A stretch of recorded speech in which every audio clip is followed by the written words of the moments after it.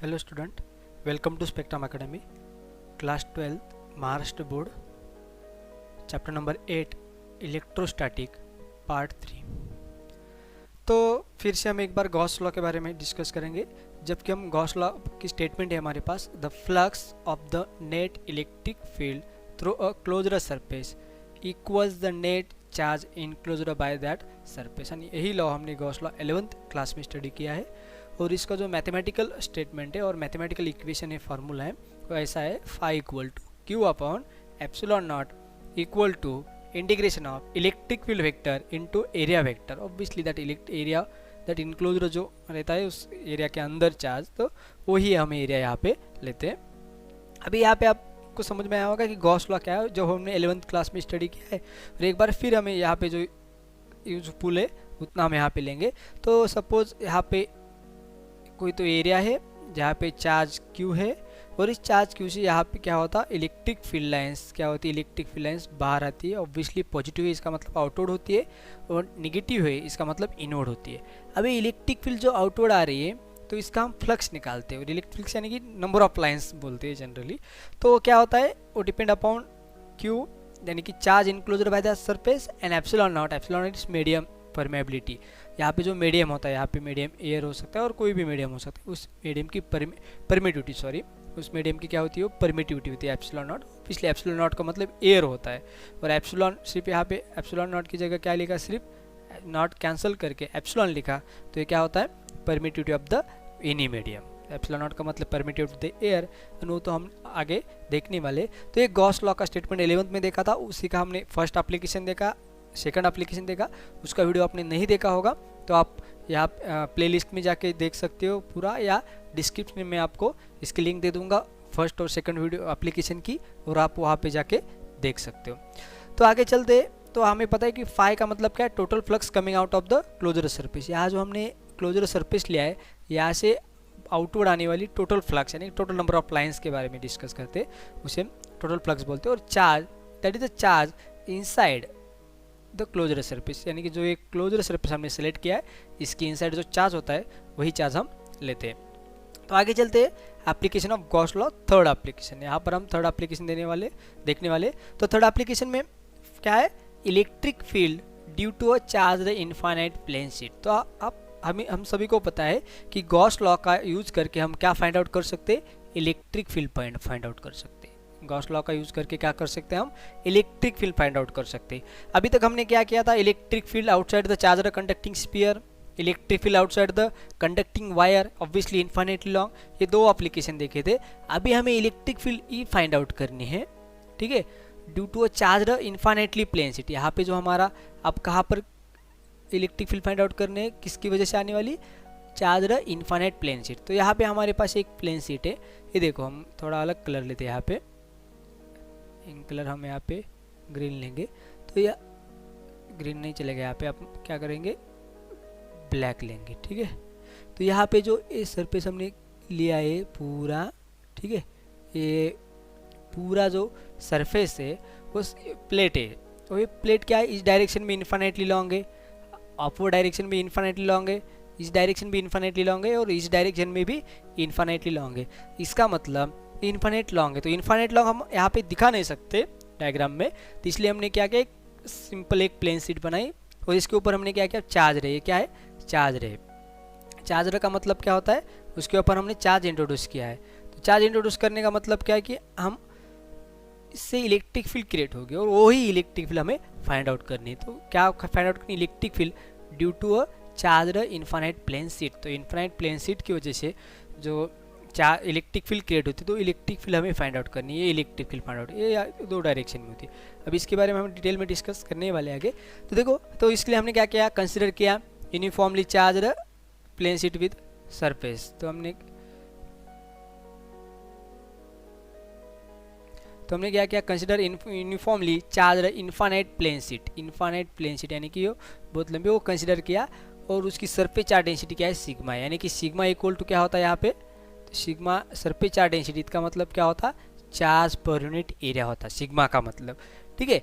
तो by the symmetry of electric field, electric field की symmetry की वजह से, देखो यहाँ पे जो पॉजिटिव चार्ज है ऑब्वियसली इस प्लेट को हम लेंगे, प्लेन शीट को लेंगे तो इसको 2 सरफेस एरिया होगा, एक इस डायरेक्शन का सरफेस एरिया और इसके पीछे वाला सरफेस एरिया, एक 2 सरफेस एरिया हो गए। और दोनों साइड में जो इलेक्ट्रिक फील्ड है तो इलेक्ट्रिक फील्ड सिमेट्रिक रहती है। इस इलेक्ट्रिक फील्ड कैसे, इलेक्ट्रिक फील्ड की खुद की प्रॉपर्टी है कि इलेक्ट्रिक फील्ड जो दोनों डायरेक्शन में क्या रहेगी, सिमेट्रिक रहेगी और इक्वल डिस्टेंस पे इक्वल ही रहती। तो इलेक्ट्रिक फील्ड सिमेट्रिक होने की वजह से क्या होता कि यहाँ से क्या होती है, इलेक्ट्रिक फील्ड इस डायरेक्शन परपेंडिकुलरली आउटवर्ड आ जाती है और यहाँ इस डायरेक्शन में, यानी कि जब हम एक कोई भी प्लेन शीट लेते हैं ऐसी प्लेन शीट, तो इस प्लेन शीट को इलेक्ट्रिक फील्ड क्या रहती है, परपेंडिकुलर। तो यहाँ पे इलेक्ट्रिक फील्ड परपेंडिकुलर दिखाई है, यहाँ पर भी क्या है, इलेक्ट्रिक फील्ड परपेंडिकुलर है, यानी कि डायरेक्टेड आउटवर्ड ऑब्वियसली। तो क्या होगा, इसका डायरेक्शन क्या होगा, आउटवर्ड होगा, इनवर्ड नहीं होगा। हाँ, यहाँ पे निगेटिव पॉजिटिव चार्ज की जगह निगेटिव चार्ज होते तो इलेक्ट्रिक फील्ड की डायरेक्शन क्या होती, इनवर्ड होती, इन द प्लेन होती। लेकिन यहाँ पे क्या है, पॉजिटिव चार्ज है, इसकी वजह से इलेक्ट्रिक फील्ड का डायरेक्शन क्या है, आउटवर्ड है। Having the same magnitude at a given distance. देखो ये जो हमारी इलेक्ट्रिक फील्ड ई है यहाँ पे, इसकी मैग्नीट्यूड क्या होती है, सेम होती है।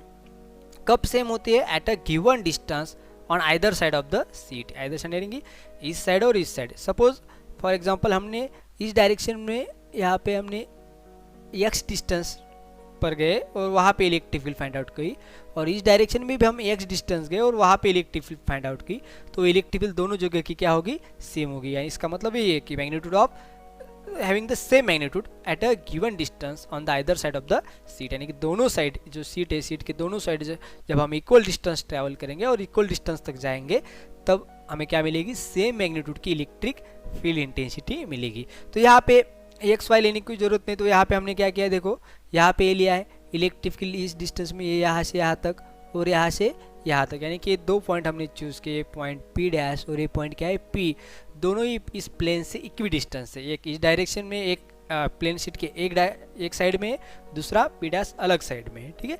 तो हम वही ले रहे हैं, let P be the point at a distance R. यहाँ पे हमने पी पॉइंट लिया, कितनी डिस्टेंस से, सपोज ये पी पॉइंट है तो यहाँ से पी पॉइंट प्लेन शीट से कितना डिस्टेंस है, R distance from the sheet, and a with electric field at a point P, और यहाँ पे ई जो है electric field at a point P हमने ले ली। अभी क्या हुआ, to find the electric field due to a charge infinite plane sheet at a point P, तो हमें क्या करना है, अभी इस पॉइंट पी की जगह हमें क्या करनी है, इलेक्ट्रिक यहाँ पे ये पी लेंगे, ये पी डैश लेंगे तो भी चलेगा, कोई बात नहीं। तो हम पी बताया तो इसलिए पी के बारे में डिस्कस करेंगे, और यही पूरा का पूरा इसके लिए यूज़ करते हैं हम, सेम आता है, उसमें कोई डिफरेंट नहीं है। तो यहाँ पे हम ये पी पॉइंट लिया यहाँ पे, और ये पी पॉइंट की जगह जो इलेक्ट्रिक फील्ड होती है तो वो हमें फाइंड आउट करनी है, इलेक्ट्रिक फील्ड। तो इलेक्ट्रिक फील्ड फाइंड आउट करने के लिए हम क्या करेंगे, पहले तो consider a Gaussian surface around P in the form of cylinder. तो हमने अभी देखो यहाँ पे प्लेन शीट है, फिर भी हमने यहाँ पे क्या किया है, गॉसियन सरफेस लिया। अभी जो ये सिलेंडर टाइप दिख रहा है ना आपको, ये क्या है, गॉसियन स्फीयर है, और गॉसियन सरफेस है, और गॉसियन सिलेंड्रिकल शेप है। कौन सा शेप है, सिलेंड्रिकल शेप है। अभी having a cross section area, और इसका क्रॉस सेक्शन लेने के लिए यहाँ आपका एरिया बता रहे हैं, सिर्फ ये जो है ना, यहाँ का जो एरिया है, यहाँ आपका एरिया तो ds लिया है, और यहाँ का जो क्रॉस सेक्शन एरिया लिया है, क्रॉस सेक्शन एरिया यहाँ पे हम ए लेंगे, यहाँ पे cross section area total area लेंगे। ये स्मॉल एरिया हमने ds लिया है, लेकिन हमारा क्रॉस सेक्शन एरिया हम कितना लेते हैं, टोटल ए एरिया होगा जो गॉसियन सरफेस का, ये हमारे गॉसियन सरफेस है, ठीक है।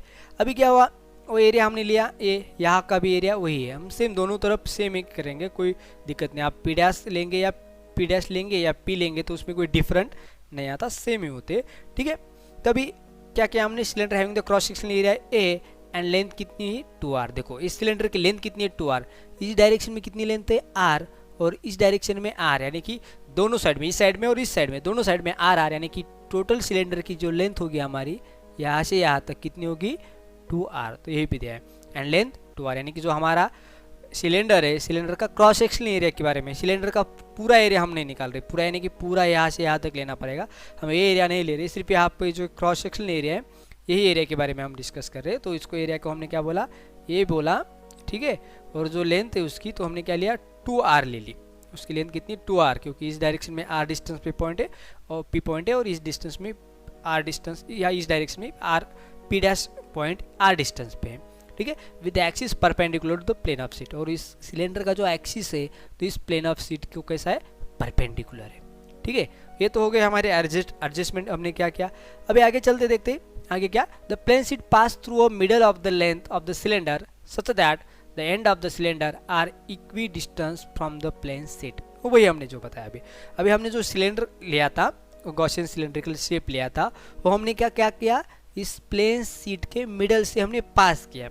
किस तरह पास किया, the end of the cylinder are equidistant from the plane sheet. तो हमने क्या किया, इससे पास किया, इस तरह इस सिलेंडर को हमने रख दिया, यानी इस तरह का हम सिलेंड्रिकल सरफेस हमने बनाया, जो कि इसका जो एंड है ए पी डैश एंड और यहाँ पे पी एंड दोनों क्या होंगे, ये इस प्लेन शीट से इक्वी डिस्टेंस होंगे। कैसे होंगे, equidistant from the plane sheet से इक्वी डिस्टेंस, वो हमने पहले बताया। इक्वी डिस्टेंस यानी क्या, देखो यहाँ से यहाँ तक का डिस्टेंस आ रहे और ये डिस्टेंस भी आ रहे हैं, यानी कि प्लेन शीट से दोनों भी कैसे इक्वी डिस्टेंस है।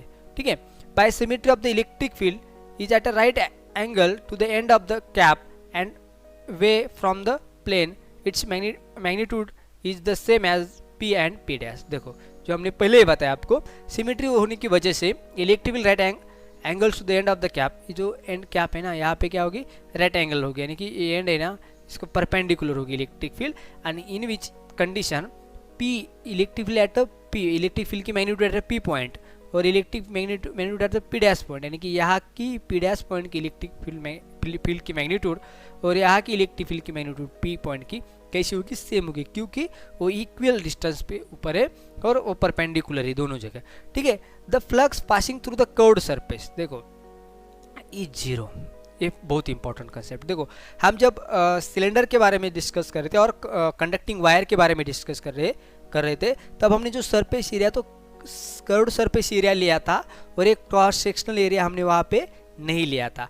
लेकिन जब हम प्लेन शीट के बारे में बोलते हैं, ये क्या है, प्लेन शीट है, क्या अपनी प्लेन शीट, जब हम प्लेन शीट के बारे में बात करते हैं तो क्या होता है, पासिंग प्लेन शीट जो होती है, तो तब हम क्या करेंगे, यहाँ पे क्रॉस सेक्शन एरिया, देखो यहाँ पे हम जो इलेक्ट्रिक फील्ड, अभी जो हमारा कर्व्ड सरफेस एरिया, यानी कि जो हमारे ये वाला पूरा जो एरिया होगा कर्व्ड सरफेस एरिया, तो इलेक्ट्रिक फील्ड इस कर्व्ड सरफेस एरिया को परपेंडिकुलर पास नहीं हो रही है, इसका मतलब वो इलेक्ट्रिक फील्ड क्या होगी, हमारी जीरो होगी। हम वही इलेक्ट्रिक फील्ड लेंगे जो क्या होगी, इस पाइप से, और इस पाइप यानी कि ये सिलेंड्रिकल शेप है, उसका जो क्रॉस सेक्शनल एरिया है, इसी एरिया से जाने वाली इलेक्ट्रिक फील्ड होती है। इलेक्ट्रिक फील्ड यहाँ से कोई भी इलेक्ट्रिक फील्ड लाइंस इस एरिया को या कर्व्ड एरिया को पास नहीं करती, इसलिए electric flux passing through that curved surface is zero, and because electric field is tangential to the surface, यानी कि जो हमारी इलेक्ट्रिक फील्ड है, देखो ये सरफेस एरिया यहाँ पर है और इलेक्ट्रिक फील्ड इस डायरेक्शन में, यानी कि इलेक्ट्रिक फील्ड इस सरफेस को कैसी है, टेंजेंटिक, कौन से सरफेस को, कर्व्ड सरफेस को, लेकिन ये क्रॉस सेक्शनल सरफेस को कैसी है, परपेंडिकुलर है, यानी कि क्रॉस सेक्शनल सरफेस की इलेक्ट्रिक फील्ड हम लेते हैं, लेकिन कर्व्ड सरफेस की इलेक्ट्रिक फील्ड हम यहाँ पे नहीं लेते, क्योंकि वहाँ से कोई भी इलेक्ट्रिक फ्लक्स पास नहीं हो रही है। ठीक है, तो total flux through the closed surface is given by, अभी जहाँ पे क्लोजर सरफेस पे लेंगे, तो अभी देखो हमें पता चला, अभी इस सिलेंडर को दो टाइप के सरफेस है, यानी कि तकरीबन 3 सरफेस होते हैं, यहाँ पे एक सरफेस और ये 2, यानी कि इसको क्रॉस सेक्शनल सरफेस बोलते हैं, यानी कि 2 क्रॉस सेक्शनल सरफेस है, और तीसरा जो है यहाँ पे एक कर्व्ड सरफेस बोलते हैं, जो अभी हमने देखा। अभी इस कर्व्ड सरफेस से कोई भी इलेक्ट्रिक फ्लक्स पास नहीं हो रहा है, इसका मतलब इससे अंदर से पास होने वाली इलेक्ट्रिक फील्ड इंटेंसिटी जीरो होगी। लेकिन टोटल फ्लक्स हमें निकालने, तो टोटल का मतलब क्या होगा, electric flux passing through this area plus electric flux passing through this area plus electric flux passing through that curved area, 2 crossing area से पास होने वाली इलेक्ट्रिक फील्ड और ये कर्व्ड एरिया से पास होने वाली इलेक्ट्रिक फील्ड और दोनों क्रॉस सेक्शनल एरिया से पास होने वाली इलेक्ट्रिक फील्ड, तीनों का हमें क्या करना पड़ेगा, एडिशन करना पड़ेगा। लेकिन इन तीनों में से जो कर्व्ड सरफेस है उसकी जो इलेक्ट्रिक फ्लक्स है क्या है, जीरो है, तो उसको हम लेने की कोई ज़रूरत नहीं, तो हमें सिर्फ इस एरिया की और इस एरिया की इलेक्ट्रिक फ्लक्स निकालनी पड़ेगी। तो इलेक्ट्रिक फ्लक्स का मतलब क्या होगा, phi, electric flux equal to क्या होगा, ई इंटू डी एस, ये किसके लिए निकाला हमने, पी के लिए, यानी कि ये इस डायरेक्शन में फ्लक्स कितनी पास हो रही है, इसका फार्मूला क्या है, according to Gauss law, integration of E into D S, E कहाँ का, यहाँ से पास होने वाला इलेक्ट्रिक फील्ड और यहाँ की हम क्या लेंगे, डी एस, यानी कि यही का सरफेस एरिया लेंगे। देखो यहाँ पे हम इंटीग्रेशन डॉट डी एस ऐसे लिखते थे, लेकिन क्या है, इलेक्ट्रिक फील्ड हमें पता है E vector dot D S vector equal to क्या होता है, E into D S cos theta, क्या होता है, E into D S cos theta. लेकिन इलेक्ट्रिक एक थीटा मतलब इलेक्ट्रिक फील्ड और ds के बीच में का एंगल, और ds की डायरेक्शन देखो यहाँ पे हम इसे क्या करते थोड़ा सा जूम करके देखते हैं, ठीक है। जूम करने के बाद हमें आपको पता चलेगा कि यहाँ पे